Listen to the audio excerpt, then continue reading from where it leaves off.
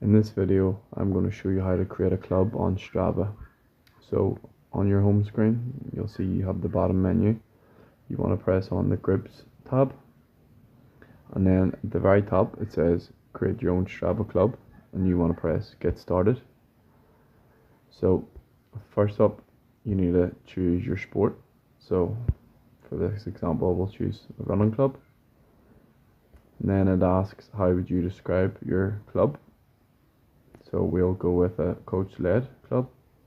Then you press next. And here it'll ask you for a club name, club description, and you can also upload your own photo. So fill all that in, press next. And then it'll ask you, do you want your club to be public or private? And public means anyone on Strava can join your club and view the recent activity. And private must be approved by you, the owner. So we'll choose next. And then it'll ask where is your club located.